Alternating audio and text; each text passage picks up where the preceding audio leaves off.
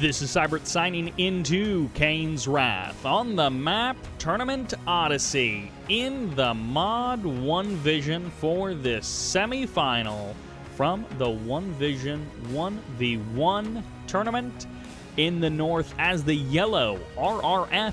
That is basically GDI. This is Lumos. And in the south as the green Black Hand. This is Lamas. No, I'm not kidding. We really do have Lamas versus Lumos. Fortunately, they are playing two different factions at this moment, so it's easy to differentiate GDI and Black Hand. Now, I did go over in my overview video GDI, Nod, and Messenger. I did not go over all of the sub-factions, so you'll notice some changes, some stuff I didn't go over as people are playing other factions. One of that is Black Cloak, increases armor for a short time, so something that some of these flamethrower raider buggy, I didn't actually realize this one. So yeah, there are definitely some changes that I did not go over. We'll see how those things work out. Couple of notes for those of you wanting to jump into OneVision now that it is integrated with Command Post.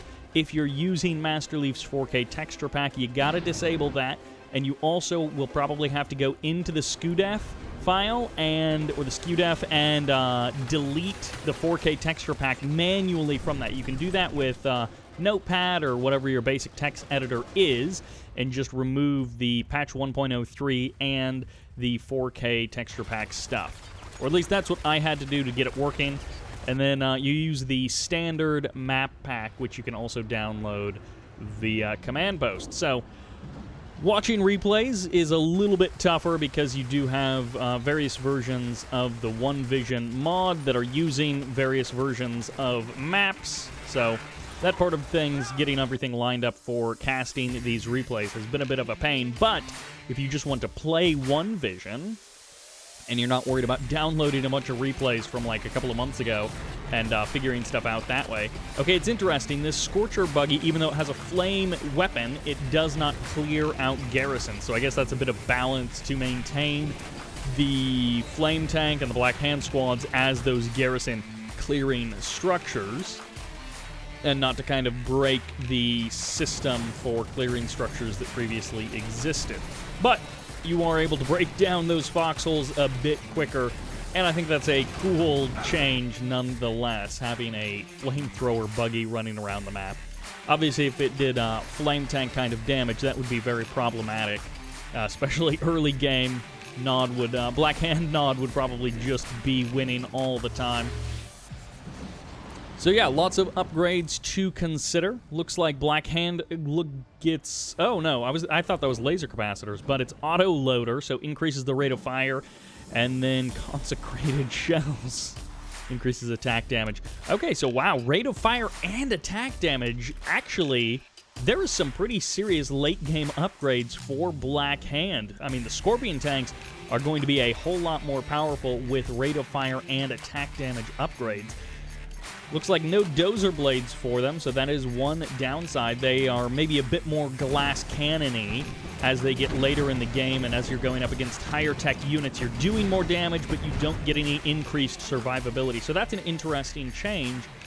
The specialization of Black Hand is sort of... Ooh, double airfield gets spotted immediately. Lamas is going to have a good idea that this is coming his way. The specialization of Black Hand is sort of that they do a lot of damage but don't have a lot of survivability, which kind of fits nicely with the man spam idea. Black Hand always had a stronger man spam because of those Black Hand members, so you always had the ability to flame down buildings. But, I mean, they were still infantry. They weren't particularly strong or had a lot of health overall. They were just very powerful.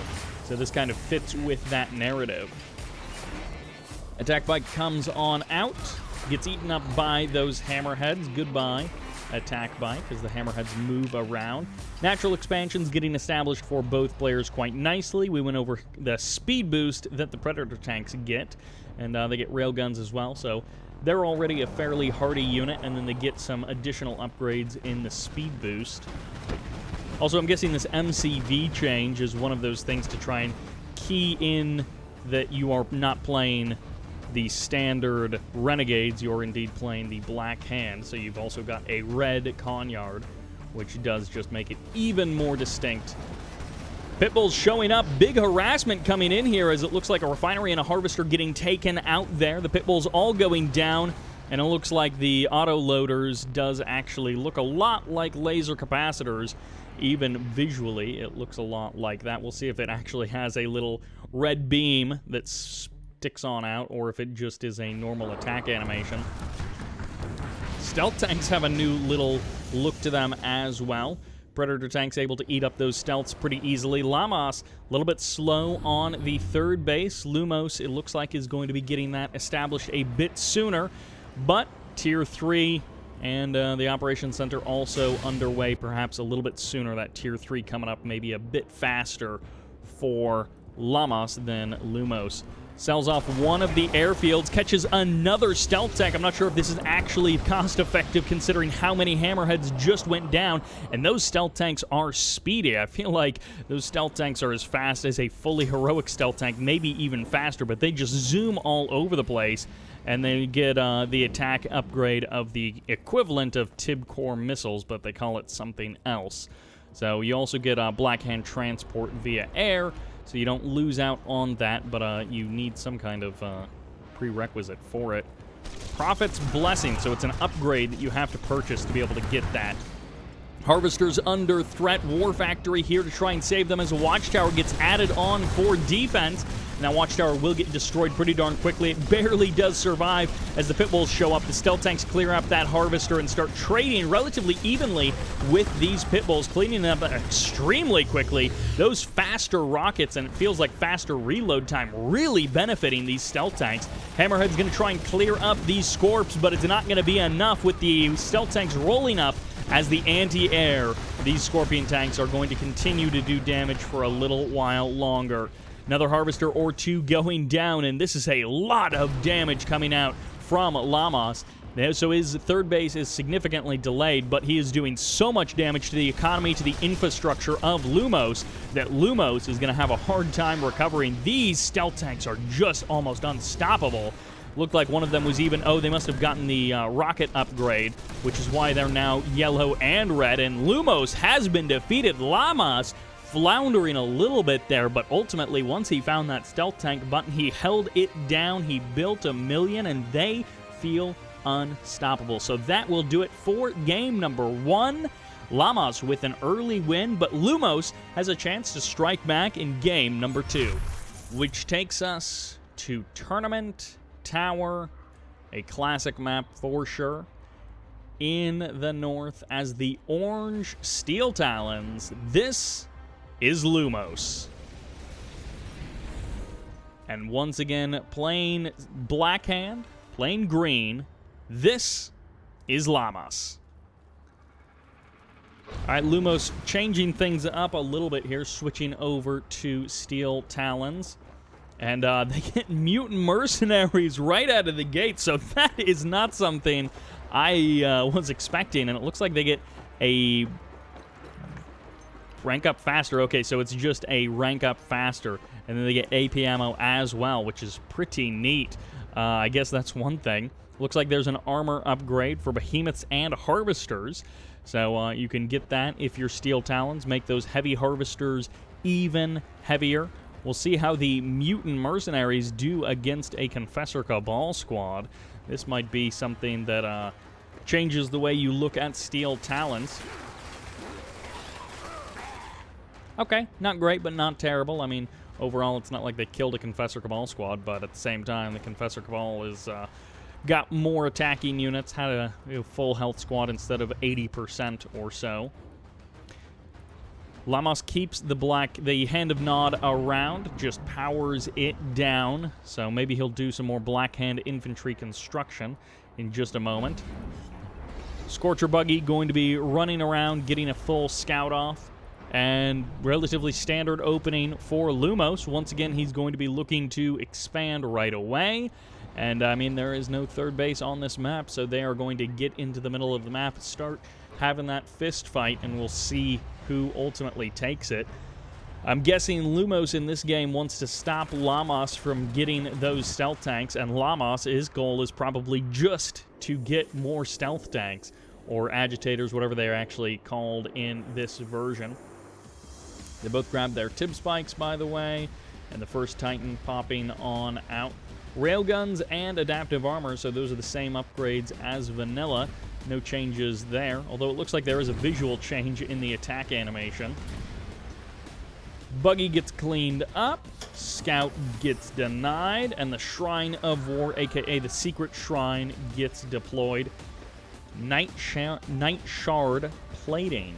So, I'm guessing crush resistance. That's interesting. Reduces damage against laser cannon and sonic. So, that could really be good in having infantry survive against Zocom.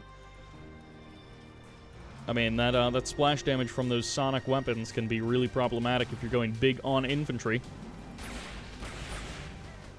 Light Scout inside of the GDI Logistics Center, but his Black Hand Squad should be able to clear that out, no problem.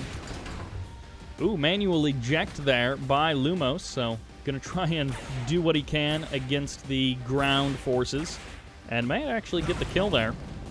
Wolverine helping out with the kill there and stopping Nod from gaining control of the center tower is definitely a good thing. Titans and Wolverines, looks like AP ammo is on the way, or perhaps one of the other upgrades, extended rocket pods. Okay, so that's actually an airfield upgrade, but it's there on the command post. A lot of Wolverines, a lot of Titans. They're going to be able to flatten this building relatively quickly. A couple of rocket squads inside of there, but I don't think they're going to last too long.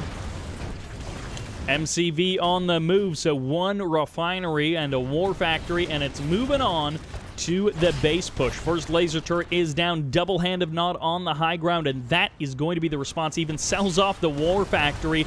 It is just all infantry from here on out. Watchtower most likely getting constructed by Lumos. He's going to try and break Lamas right here, right now, and push directly into his natural expansion. Take it for himself. Laser turrets are here. AP ammo finishes up, and the Titan's going to be circling around to the north side, leaving the Wolverines, realizing that it's just double barracks production. The Wolverines are the only thing needed, and actually an additional war factory getting deployed by Lumos. He's going to continue the push. He's going to move the Titans forward. The Wolverines dealing with the front line, and what is the response? What is the follow-up? Nothing. Lamas is out of cash. He doesn't have the time to get anything else going for him, and he has got direct reinforcements stomping all over his harvesters, getting the crush, getting the kill. Lumos takes the win. Lamas taps out and evens the score 1-1. Even a couple of mutant mercenaries coming there for the victory cry, and that will do it. Not your typical Steel Talons versus Black Hand, but if you were playing regular Kane's Wrath, I think you would try and go for an early end to the game if you're Steel Talons, and just go for the crush as he transfers his harvesters like that. But that'll do it for game number 2. Let's see what happens in game number 3. And that takes us to Tournament LA Uncompiled. Look at this beautiful map. You have never seen such gorgeous tile sets, such detail, such delicate shadows. Now, obviously, this map looks terrible. It says China and Russia? I don't know if that's a shortened version of Russia or what, but yeah, these different or I guess it's just Rus. But yeah, it has these different missing textures and assets because, as I said, this is the uncompiled version of Tournament LA. So this is a little bit janky. I don't know if this is the version that the players played on or not, but this is the version that we have that I can get to work, so this is what we're doing. It is Jank Mode USA, which is maybe half finished, and that's a good illustration of LA, but we will get into this. As the orange Black Hand in the north, this is Lumos, evening things up 1-1, and in the south, looking to get back into the lead, this is Lamas. Now, we haven't talked a ton about this tournament, I don't think, but these guys are fighting for, I believe, 50 Australian dollars, which I think is 1 or 2 real dollars. I kid. I don't know what the conversion rate is. I do think it's less than a 1-to-1, but I don't know by how much. It could be like 90%, it could be 50%. So I don't know what this actually is, but just a little bit of cash. Obviously, it's not a big prize pool. It's just a little bit of cash for whoever wins, and I think it all goes to first place. But I believe that might have been put up by Phantom. He might have just put his own money on the line for this, just to, I don't know, make it a little bit more fun and give people something to play for with this OneVision tournament. Of course, big thanks to Filthy Casual for making the OneVision mod and for the help getting it set up and running. I had to do quite a bit of troubleshooting to get these replays working, and that's, again, not something you'll have to worry about if you are not trying to look at replays of old versions of mods and maps with various problems as well. So, yeah, there are supposed to be some textures here that I believe are from Red Alert 3, which is why they had to be compiled in. That may not be entirely right, but I think that's why they are absent from this version of the game, or map, rather. Lumos going for the blue Tiberium, and it looks like it does get spotted by Lamas, so he's going to have a pretty good idea of what's going on.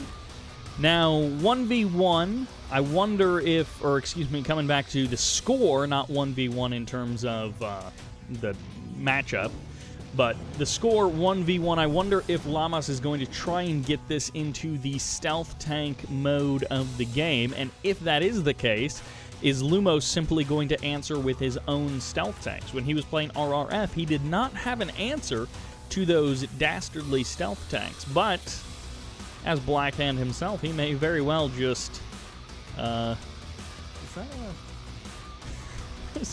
there's nothing there.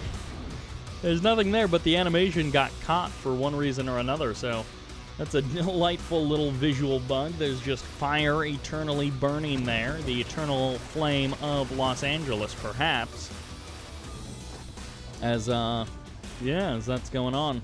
Oh, okay, so this auto-loader upgrade is actually a command post upgrade, along with charged particle beams like we saw with the Renegades, and, yeah, just burning away. I wonder if that's actually... I don't think that's doing a little bit of damage as they drive through it. I think it's purely a visual bug with that. Both players most likely going for auto-loaders, as this is quite a lot of Scorpion tanks that both players are constructing. Other than that, Refinery after Second War Factory. I think for both players, I didn't actually pay attention to Lumos because I was so distracted by that eternal flame that was burning. And Lumos steps forward, but that is definitely a mistake. He is going to be losing this tank fight, and actually it looks like some of these are hologram tanks as well, so that might be an advantage, but auto-loaders was completed first for Lamas, so definite advantage to Lamas, and Lamas is feeling so confident that he's even willing to step out across the map and see what he can do. Of course, reinforcements may mean that Lumos has a better chance of holding off this attack. Lamas pushes forward. He's got a good wall of tanks, but again, reinforcements and obelisks could really shake things up. This is no longer a 1-to-1, just who has more tanks, who has more health. That obelisk really changes things up. Having just a single Confessor Cabal squad inside of this building also helps. It doesn't do a lot, but it helps just a little bit.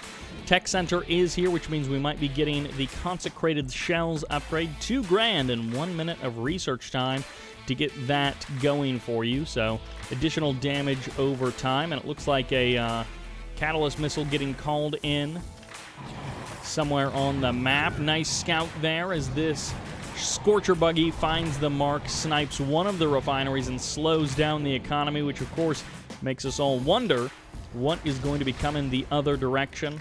Oh, it's actually for Blackhand, it actually is called a TIB chemical plant.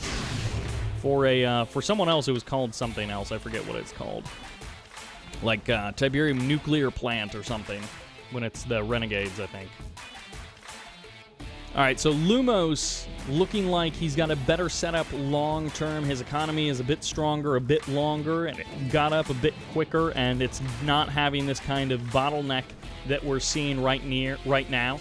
The base 3, the third base, might be a touch faster for Lumos, but the pack-up of the MCV from Lamas isn't that far behind, and I think that will be relatively similar. This might just purely come down to who has the better concave. In this case, Lamas is getting some free shots off, but I don't think that's going to last too long. Lumos recommits to this attack, and it looks like it's going to be just Scorps against Scorps. No base defenses factoring into this match. We do have a Hand of Nod getting deployed here for some rocket squads directly to the front line, but Lamas is winning the tank fight outright.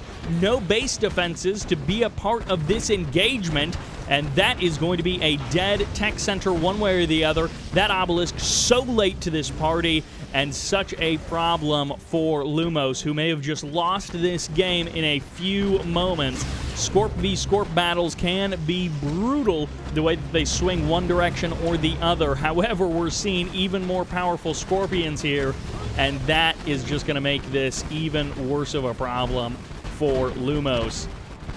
Lamas gets the win with the superior tank army, and that is pretty much it. Some harassment happening here on the left side of the map. I can't believe he took that engagement out in the open. That is very unfortunate that he thought he could hold there. He thought he had the better numbers. I'm not sure what it was, but he really needed those obelisks, and it was not close. It looked like it was going to be close at first, but it was not close at all. Lumos has been defeated. Lamas takes the lead once again. 2-1 is the score as we head out of Tournament LA, and hopefully we won't see that uncompiled map. Well, hopefully we don't ever see it again, but I don't know. We might end up seeing it again. Who knows? That will do it for this game. Let's jump into the next one of this series, which takes us to Tournament Airstrip for game number 4. Returning to his first game form, playing as the RRF, playing as yellow, this is Lumos. The return of the Jankball Shadows is here. Meanwhile, on the left side of the map as the green-black hand, once again, this is Lamas. Tournament Airstrip. Main base, natural expansion. Pretty straightforward, pretty standard, but something happens as you play on this map. As you look to take a third base, you get curved towards each other, and that can lead to very snowball-y type games. One player has a bit of an advantage and is able to take a central position, keeping their opponent off of their third field and essentially bleeding them dry as they use that as a defensive point to not only harvest their own third field, but deny their opponent's third field. And that can be something that is absolutely a death spiral for the player that is behind. This is one of those maps that it's not contested third fields like we see in Tournament Rift or something, but it almost has a similar effect because you kind of have this L shape that you play into over the course of the game. Now, of course, that's only if we go a little bit long. It could be aggressive, it could be double airfield, it could be flame tank rushes. Who even knows? With these two guys playing, I mean, it'll probably be standard. We'll probably be looking towards the mid and the late game, but who really knows? Looks like Lumos was able to win the fight for this Tib Spike in the south, so the contested spike goes to Lumos, giving him a 2-spike total and a 1-spike advantage, which is a delightful way to start off the map, especially when you are down in map score. 5 harvesters, 2 refineries, nice and quick for Lamas. He is losing nothing on the edge of his play. He's not getting lazy, he's not getting sloppy as this series progresses. 5th harvester is here in the middle of the map for Lumos, excuse me. Lamas does indeed see this. He also sees the pit bulls coming in to his base. We haven't seen any bulldogs throughout the course of this map.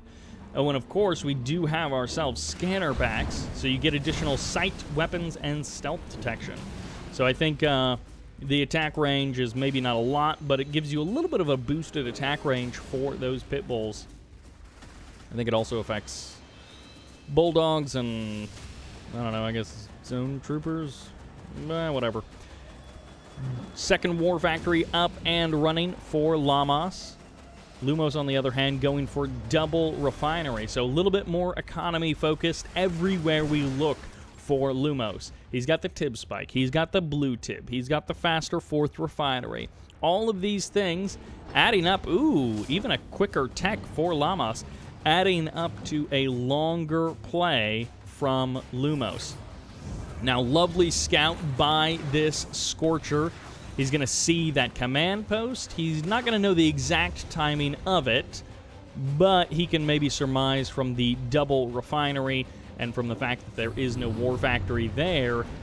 Ooh, and that is a perfect scout of the refinery timing. He knows exactly what his opponent is doing, what his opponent has been up to.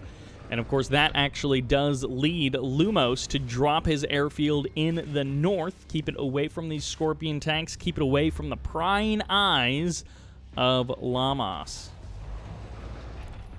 Second war factory finally here. The MCV packs itself up, and it's going to be potentially a quick third base. But we have seen in the previous games the big swell of units, now aided by a third war factory from Lamas. The big swell of units has been where Lamas wins some of these matches. He's looking to do that exact same thing again, a repeat of the last game, and I'm sure in the back of his mind he's sort of thinking, if this doesn't work, I'll just go stealth tanks and tear you limb from limb like I did in game number 1.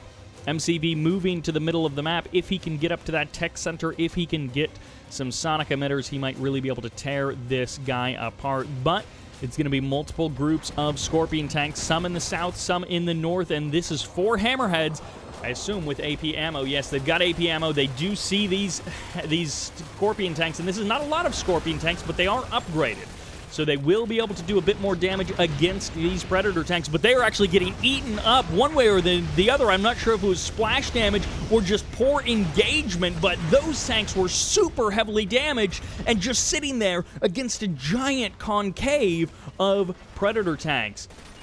And that concave kind of half surround going on there, allowing all of those Predator tanks to fire, just giving so much value to those Preds, which were already they're going to outvalue the Scorpion tanks. And now we've got the beginning. The aggressors, a.k.a. the stealth tanks, are here. I'm sure he's getting the Tib missile upgrade as well. But this MCV could be targeted down. Gets down to about half health before it deploys. Reinforcements coming in. The Predator tanks need to deal with the stealth tanks, and then everything else can be dealt with by the Hammerheads. A couple of these Predators are very low on health. Lamas could even up the odds very quickly, and then he just has the Hammerheads to deal with. 5 Hammerheads trying to be careful, trying to stay on the edge, but the stealth tanks don't have much in terms of health. The Predator tanks, they're now going to zero in on the MCV, and this might be the end. He's still got production, he's still got some economy, but he doesn't have longevity. Lamas, has to win this game relatively soon, otherwise he will just be behind forever and ever. He can maybe have a big swell, get a couple of more stealth tanks out, and just harass Lumos to death. That might be his only real play. So it's up to Lumos to play carefully, to play thoughtfully, and to play perhaps a little bit more defensively. Or maybe he'll just walk across the map and kill the other guy. He might have enough tanks to literally walk across the map and just kill him. We'll see. Stealth tank starting to pick apart this Predator tank army, and that's exactly what Lamas wants. He doesn't want to engage straight up. He wants to pick it apart piecemeal, bit by bit, a little here and a little there, but he loses a stealth tank. Meanwhile, in the south, it's actually going to be an infantry army moving forward. The MCV closing in on that expansion, and Lamas is now going to be closing in on the main base, killing off harvesters, killing off refineries, and critical infrastructure. Again, it doesn't do anything to stop this attack coming his way in the middle of the map. It stops the ability to remax on that if he kills the natural expansion, if he cuts off the third base. 2 harvesters, 3, 4 harvesters down. A 5th harvester very low on health with AP ammo. As cool as it may look, it is useless when it is dead. Pit bulls are here to try and respond to this, but almost every single harvester has got sniped. These stealth tanks are just unstoppable, it feels like, as that harvester goes double vet. And Lumos has gained himself a little bit of an edge as long as he can keep his harvesters alive. He's got, he doesn't have this game locked down just yet, but he's getting close to being able to have this game locked down. The stealth tanks have killed almost every single harvester, but that does mean the few remaining harvesters are easier to defend. Smaller surface area overall, and the hammerheads still continuing to do work. They're getting chased now by these stealth tanks, and they're barely going to be able to evade. Meanwhile, the entire army of Lumos is just going to cross the map and kill the other guy. That's the one thing he needs to do in this situation. He doesn't have much of an economy compared to what he had a couple of minutes ago, and the MCV has been rebuilt, but will it be enough? There's a sell-off of a war factory. Base defenses are going to start coming in. The clock is ticking. Lamas can hold this if he's given time, but will Lumos give him the time? He might just target down the MCV and bleed him dry after that. Hammerhead cycling through the middle of the map, keeping the stealth tanks busy, stopping them from doing any more infrastructure damage back home, as the MCV won't be long for this world. It's too many guns, it's too much firepower from Lumos, and he is going to take it. Even the Tier 3 gets taken out as Lamas sells everything that he has to try and get out more tanks. The MCV going down, the Tier 3 being sacrificed to try and get out just a couple of extra Scorpion tanks, and ultimately it just won't matter. There's too much firepower from Lumos. Lamas trying to have a repeat of game number 1, trying to play the sneaky stealth tank card, but it's not going to work this time. There was too much of a power-up from Lumos. And look at that, he's even establishing himself 2 refineries on the opponent third base. Beautifully done by Lumos. Strong, central, powerhouse kind of play. Not going for a rush, not going for anything featuring finesse. Just straight up power. Careful engagement. He got the MCV. He knew the timing was about right, and he got lucky. That MCV was too far out, and that compromised the beginning of the attack. Lamas would have been in a bad situation regardless as they transitioned towards that third base, but he was in a worse situation because of how Lumos was able to catch his MCV. Great execution there by Lumos, but we've seen Lamas is no slouch, and game number 5 is his chance to take the lead back once and for all. And that sends us to the densely populated small town USA for game number 5. Who takes the lead from this 2-2 situation? As the pink-black hand in the north, this is Lumos. And as the green, as the black hand in the south, this is Lamas. It's a double engineer kind of start on this map. Small town USA. It is indeed a small town, and it feels very USA. All of these office buildings looking real shiny, made of steel and glass. Harvester getting a little bit glitched, it looks like there. I'm not sure if that was a misclick or if the harvester just bugged on the pathing a smidge. Lumos and Lamas, pretty... Oh, I didn't even realize that the Black Hand logo is on the War Factory there. That's kind of neat. A lovely little addition, like the signatures on the sides. But nice little changes. Harvester right out of the gate. Second refinery up and running. No sneaky plays. I mean, 2 refineries. Things are looking pretty standard. I guess we'll get more confirmation as more harvesters pop on out from this war factory. Yep, everything's looking standard, and they're scouting each other so they both know the exact plan, the exact timing of their opponent. These 2 guys quite evenly matched, it feels like. I'm not sure how much of that is OneVision. It could be that one of these guys has played a ton of OneVision, and the other one has just done it a little more casually. Who even knows? Those non-power plants do not have a lot of health, and that actually is a significant amount of burn damage on these power plants. Those Scorcher buggies are no joke. I mean, they're not powerful against buildings, but I think they do more damage overall against buildings than actual buggies. And actually, I think when you build them, it does tell you. I think Flame... Oh, actually it says damage-type gun, so then it's an entirely visual change. The Scorcher. No additional damage to structures. Never mind. Yeah, so they do a little bit of extra damage to structures, which I suppose is nice. Ooh, Operations Center right out of the gate. Do we see? Yes, it is mirrored. So, slight MCV move, but other than that, everything is the same from these two guys. Flame Tank right down the middle of the map. This is Curious from Lumos. He is going aggressive. He wanted to open up completely normal, completely macro, and now he's wanting to keep the pressure on. Now he's wanting to maybe do some real damage, clean up some harvesters or burn down some buildings. If he gets a refinery, that might be a game winner. If he gets the war factory, almost a guarantee. He's burning down a harvester with a flame tank. That's something that you can do. I don't know that I recommend it. Flame Tank going to get targeted down. Tier 3 is up. The Obelisk snipes the Flame Tank. One flame down. Any more? It looks like the answer is no. It's just Scorpion Tanks, one after the other, so it's up to the Obelisk to hold the line. One Harvester down. Maybe 3 Harvesters down in total. I see 3 Harvesters there, so maybe only 2 Harvesters got sniped by those Scorpion Tanks. I'm not sure that that is a game-winning move for Lumos. Maybe it will have just been enough to throw his opponent off his rhythm, to delay an expansion. And oh, I know it was an MCV cell, so there was no expansion. Lumos himself is going to have a significantly delayed expansion, and it looks like Lamas has identified that completely because he can see the Engineer and the Confessor Squad in the south there. Tier 3, those Obelisks are powerful, but the Scorpion Tanks have some upgrades. Only one of the upgrades. The other one is Tier 3, so I guess he'll probably never have that.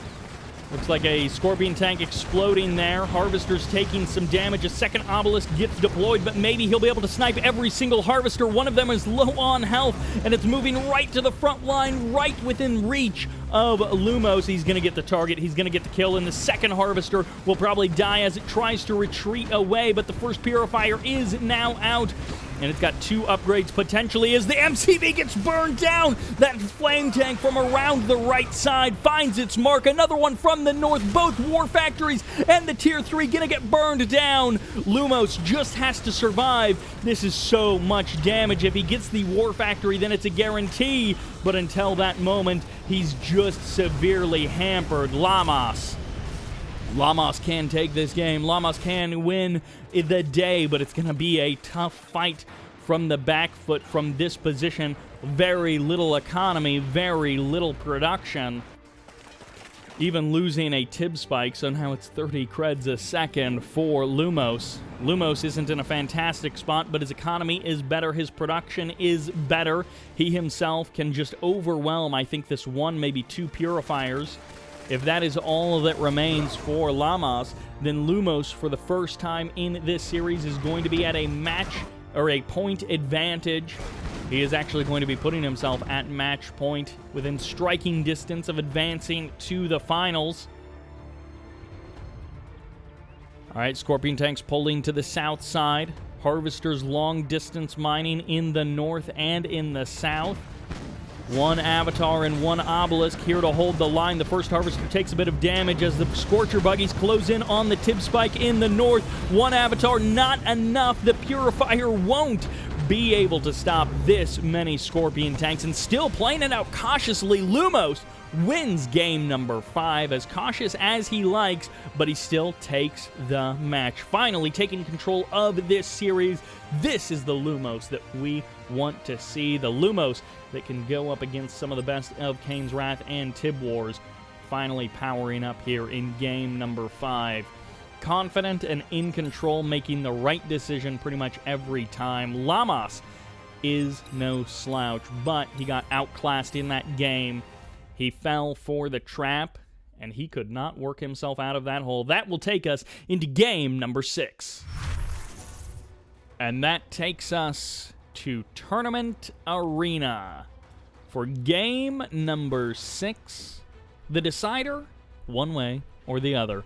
Either we go to the ace match, we get to see the always awesome game number 7, or it is the decider. And we get to go to the other semifinals. One way or the other, we have in the north, as the yellow, Zocom, Lumos. And in the south, as the green, sticking with that color, with that faction, this is Lamas. Lamas has something that works for him. Black Hand. Big Scorpion plays, Stealth Tank plays.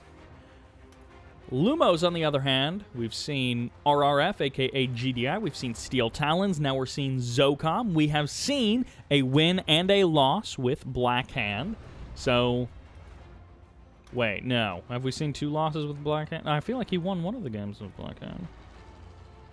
No, I can't remember. I think he won, well, he won one with Steel Talons.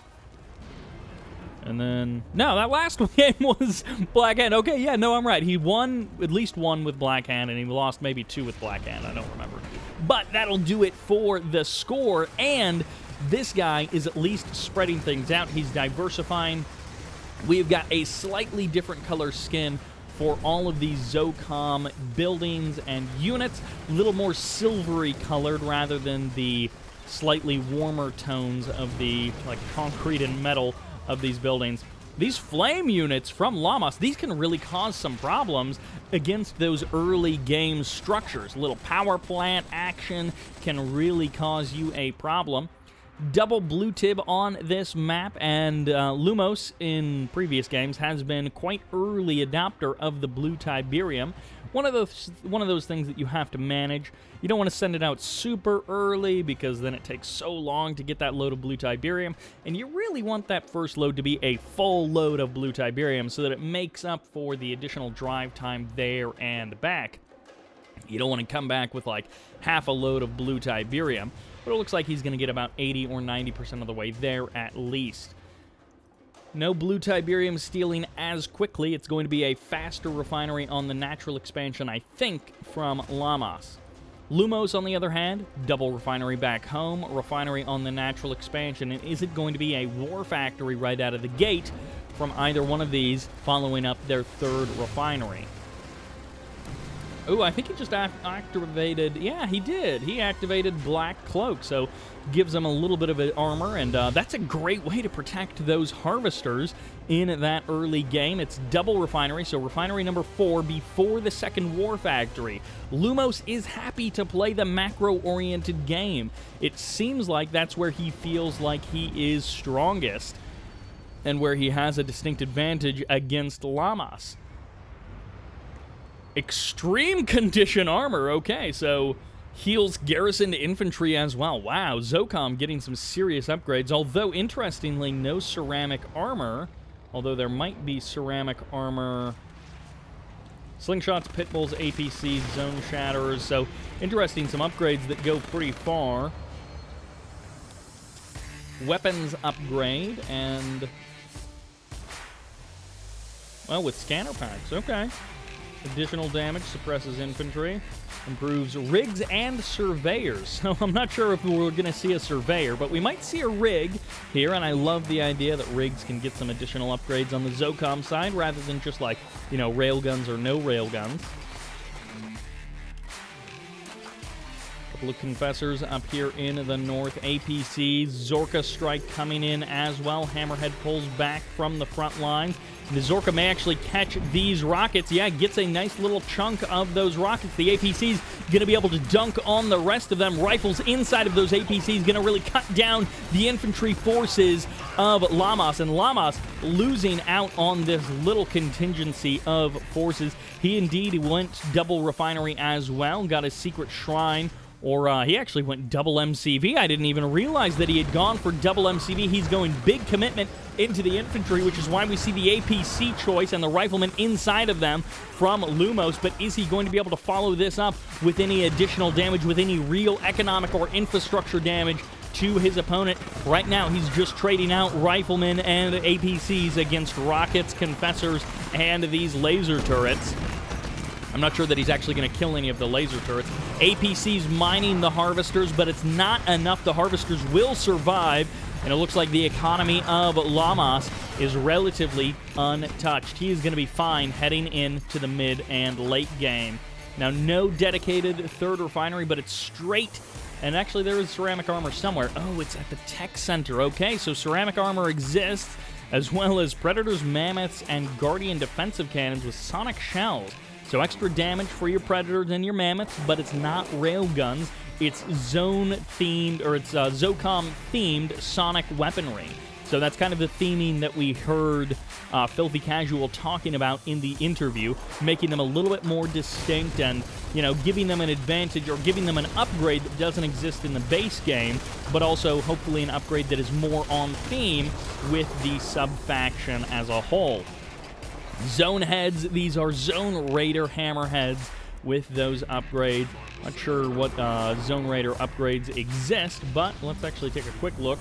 Okay, so they've got the Echo Division that we already saw, and then the power packs like normal. And oh, I did not actually realize that this is a Confessor-like upgrade. These sonic weapons might be able to clear out this infantry very quickly, although the infantry also have some upgrades to make them a bit hardier against that sonic weaponry.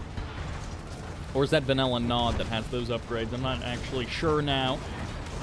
Rocket Squad's getting cleared out. Sniper teams coming in from the north to help eliminate this infantry army, and this is just not much of an attack left over. Lamas is going to have to deal with this Zone Raider Marv. He's going to have to deal with this Hammerhead army at some point, and he needs a better solution than what he's currently doing. He's not doing anything. Is he giving up?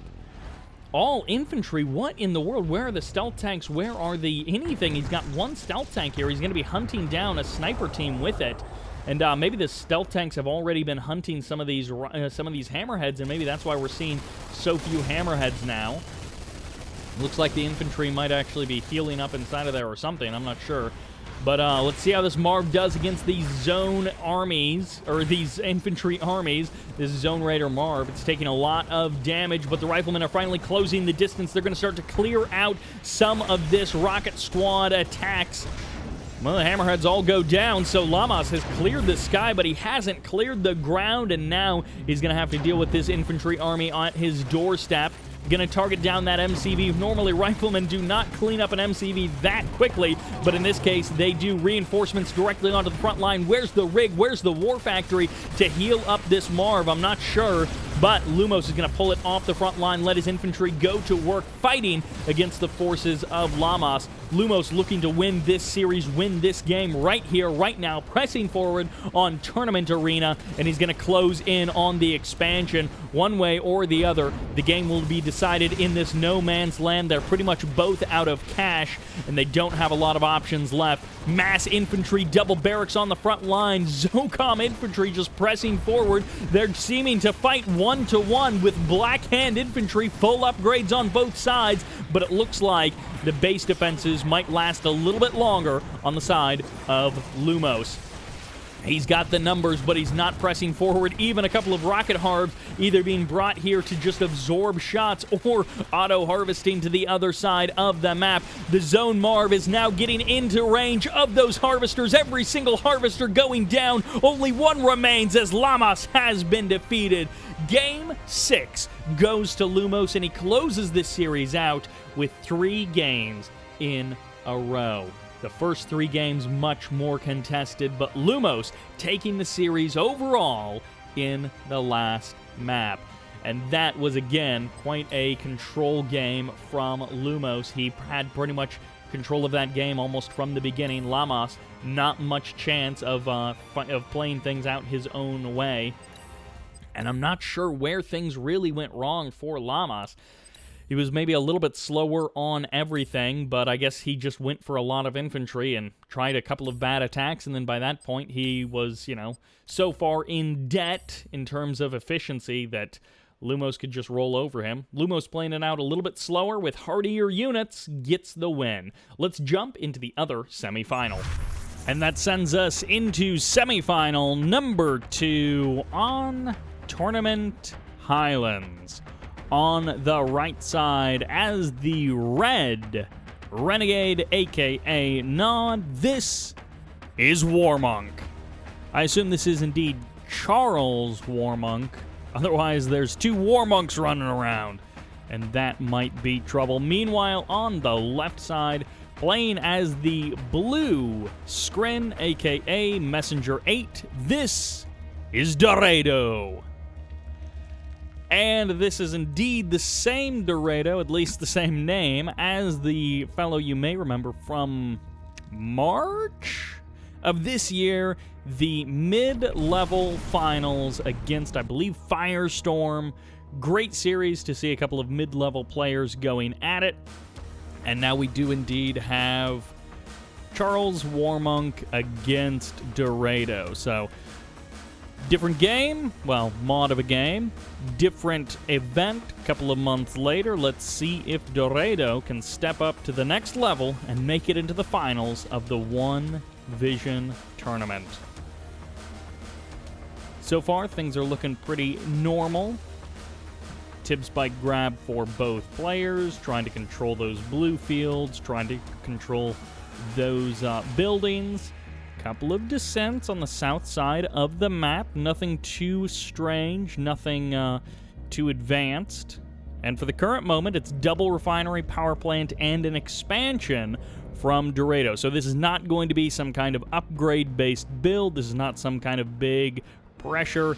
This is perhaps just trying to catch the expansion timing of Warmonk. Flame Tank does leave the base, and I believe this was entirely missed. It's driving right through the middle of the map, but in this case, that is the exact place where there are no scouts. Looks like it was a super delay of the second refinery to get that done, and the descents have now been spotted, but the Flame Tank has not. Right into the middle of the map, it's going to be crossing paths relatively close with that blue Tib Harvester, and now that Black Hand Squad should actually signify a little bit to Dairedo that something may indeed be up, and he sees the Flame Tank out there in the middle of the map. He catches it with his Seekers. Lovely move there by Dairedo.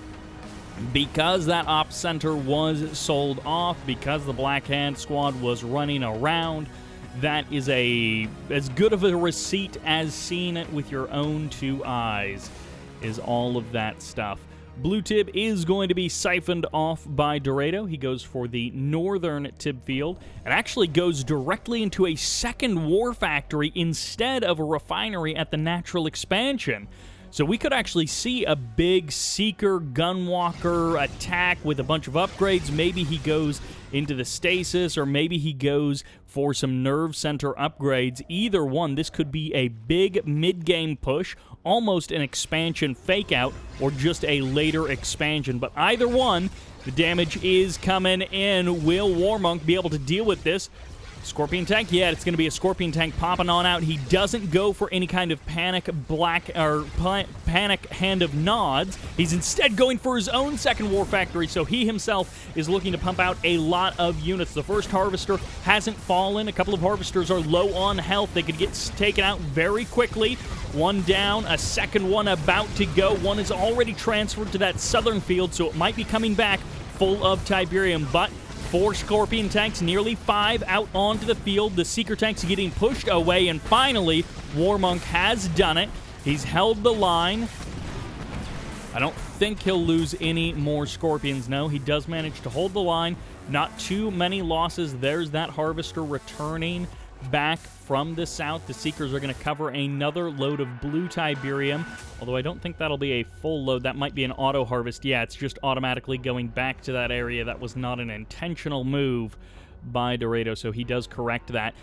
Double refinery at the natural expansion, so that was pressure to cover the expansion, and in this case, not going all in with that, cutting back production, getting out his double refinery, getting out some additional harvesters for his natural expansion. Dairedo is going to be in a really good spot heading into the mid and the late game.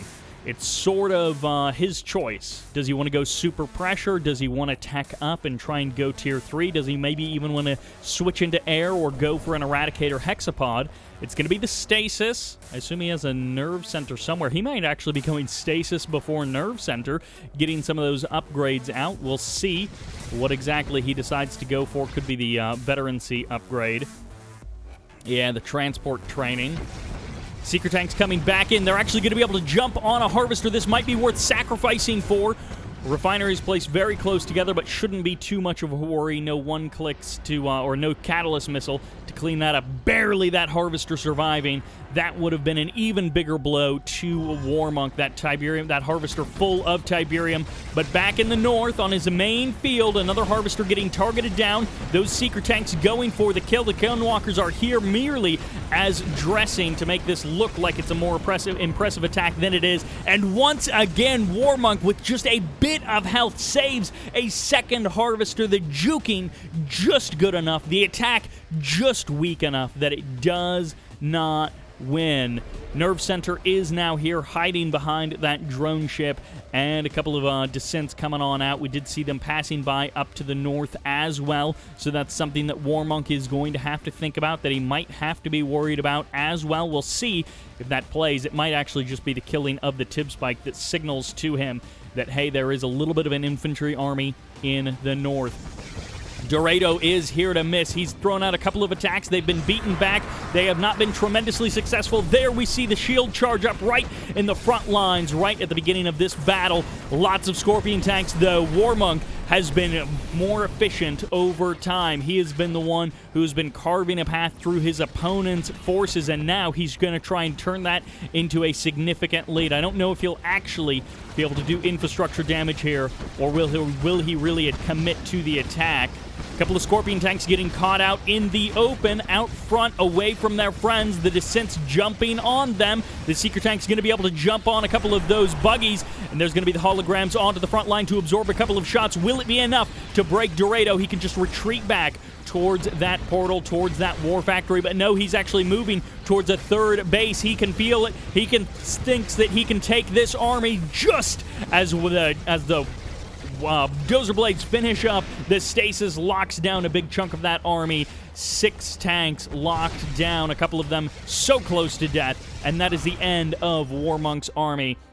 He's going to fight for the middle of the map, but he just kind of gave away the army lead. Well, not gave away, but he got trapped. His army lead was looking pretty solid, and then that attack went south for him very quickly, and punctuated by that stasis shield locking down those tanks. A harvester going to get eaten up.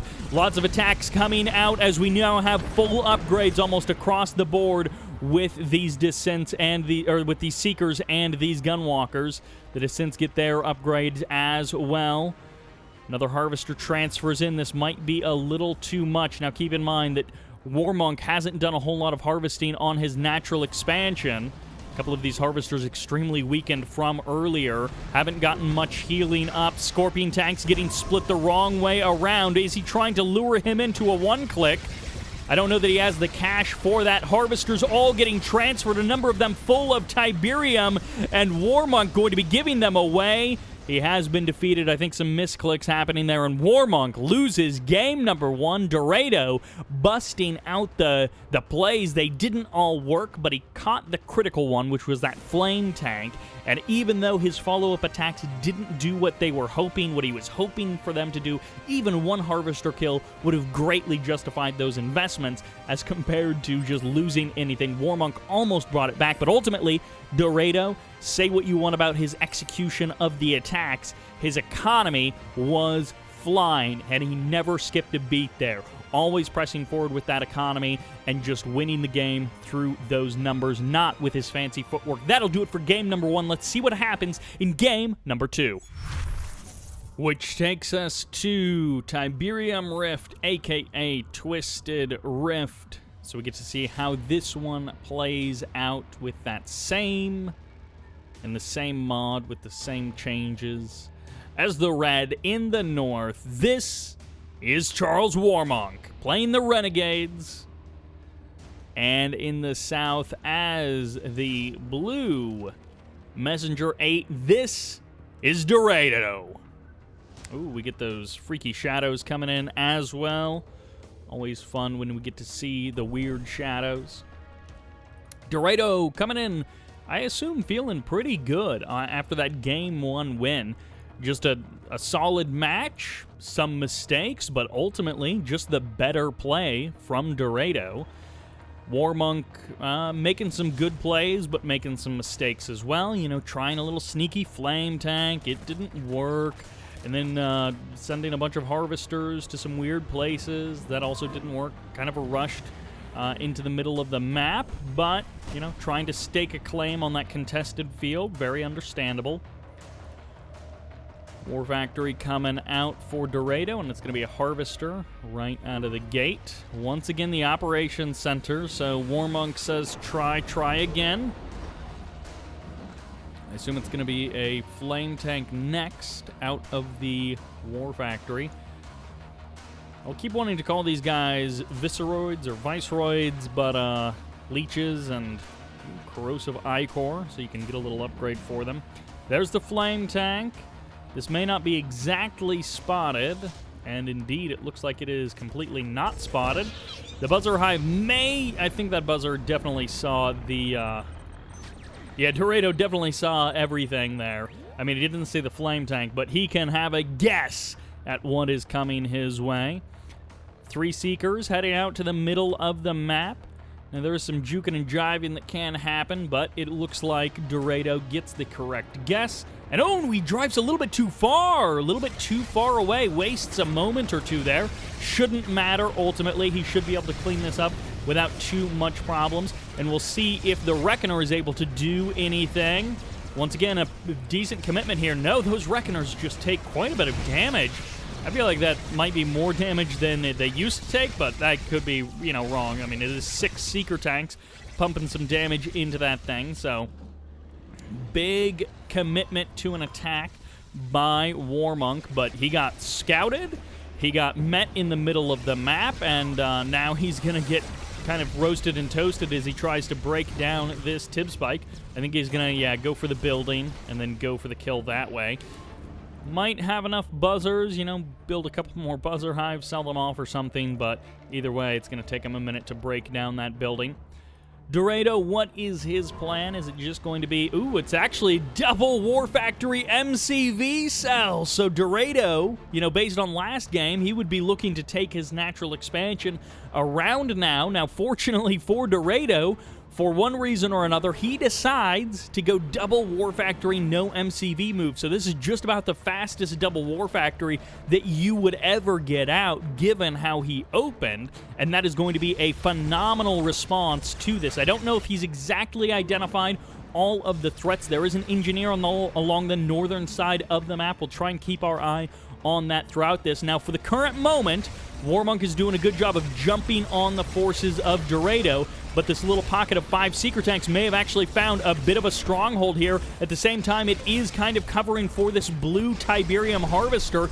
2 more Seekers coming in, maybe not enough bikes to just burst this down. Warmonk is doing a really good job of picking away at this attack, or at this defense, really, and keeping this at bay, but the buggy falls, and now the bikes are starting to fall in quick order. That engineer heading through the Tib field as well, which is never a good thing. Always going to make you feel a little bit nervous having an engineer at half health. They've already got such little health to begin with, but that engineer might be the saving grace of Warmonk. Dairedo heads to the north. He might be suspecting more attack bikes, and he misses it. He doesn't see the engineer.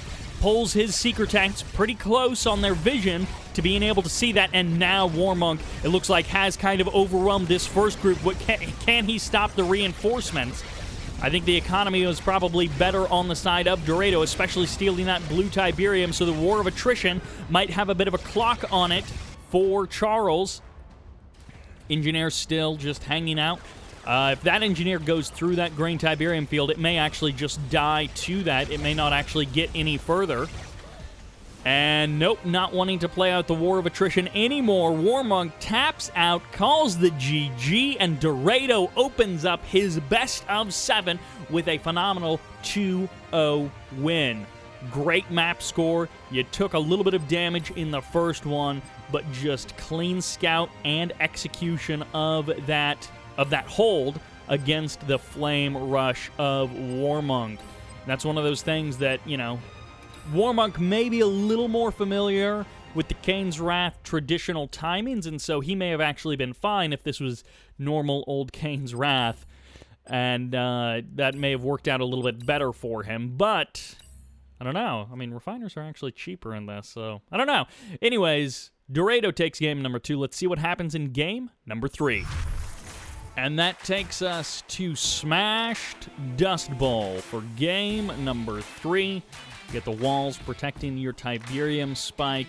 You got a big blue crater, well, not crater, but big blue impact point in the center of the map. In the north, as the Cyan Traveler 59, this is Warmonk. Going for that stasis, going for that rush. And, well, let's see. I mean, there are quite a few upgrades on that stasis, but, ooh, it's a double portal. Let's see if this guy in the south gets the scout, understands what he's up against. This is the Messenger 8 blue. This is Dairedo. Every time I'm tempted to just call this guy Dairedo, that doesn't seem very fair. And actually, this engineer is going to get sniped. A perfect opening to this game. Actually, no, those are blue buzzers. I was thinking those were cyan at first. And I was like, yeah, 1 leech against 2 buzzers. What is this? This is not something that I saw. The engineer gets sniped. Perfect execution. I was not prepared for all of this new stuff. I did not realize that there's a Mindbreaker swarm in this game. Traveler 59 have some tricks up their sleeves, and it looks like either Warmonk got lucky or he indeed did some research, he did some playing around. I just looked at the core 3 factions. I did not do a good looking around with all the sub-factions. All right, Descent's coming in. Buzzer gets dropped right in the middle of them, but the buzzer gets kind of looped around the power plant, unfortunately. 1 harvester down. Warmonk gonna try and make this work, and he loses a big chunk of his Descent. I'm not sure what Dairedo's cash level is at. It's just a buzzer back home, but as long as Dairedo has 1 harvester, he's actually kind of on even footing with Warmonk. Maybe even a little bit ahead because of the War Factory, but let's see if these Descents are able to get back in there, do more damage. That could have gone a lot better. The defense almost got kind of flubbed there. I don't know that it was necessarily Dairedo's fault, but he dropped that buzzer, and buzzers circled around the long way. Instead of killing stuff that was right next to the buzzer hive, they were circling around, attacking something that was perhaps close a moment earlier, but further away as it went around the power plant. So that's one of those things that, like, that could have gone very differently for either player, depending on how the, I think that was just the AI, how the AI chooses to execute on those orders. Leeches coming in here shouldn't be too much of a problem. Probably another Gunwalker getting queued up or something. Descent's getting pushed away. Warmonk is in a tough spot now. He would have liked to get some more damage one way or the other, kill the War Factory, get a second harvester. He at least delayed the second refinery, but, I mean, he didn't kill off the power plant. You know, all of the other things that would have really set Dairedo back and put them more on even footing, he didn't get. But he goes right into a second War Factory. Curious choice. No second refinery, no War Factory for Warmonk.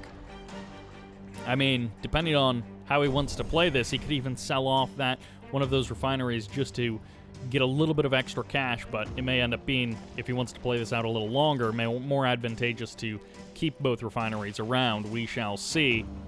Blue Tiberium, once again, going to get leeched away by Dairedo. He is loving that early game Blue Tiberium leech, and, you know, 80% of the time that I see it, it seems to be worth it. Occasionally, you'll see someone go a little bit too early, or they don't protect it in a moment when they really should, and they end up taking some damage there. But most of the time, it ends up working out. I guess you could say 80% of the time, it works every time.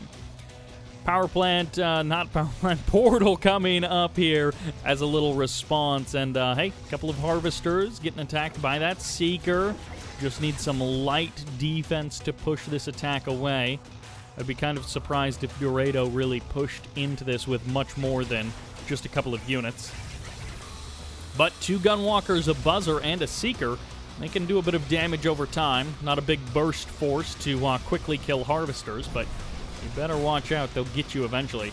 No buzzer hive queued or anything, so this buzzer is actually doing a pretty good job of cleaning up those descent squads. The gunwalkers having to go for the crush. Never a fun thing, but eventually it might work. Oh, that was a harvester queued up. He put another harvester into the fight. He didn't build like a seeker or something. Wow, okay, so Warmonk calls the GG.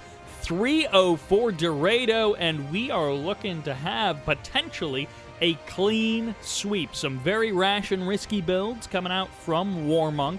He is definitely not looking to play this out the long game, at least in a couple of these.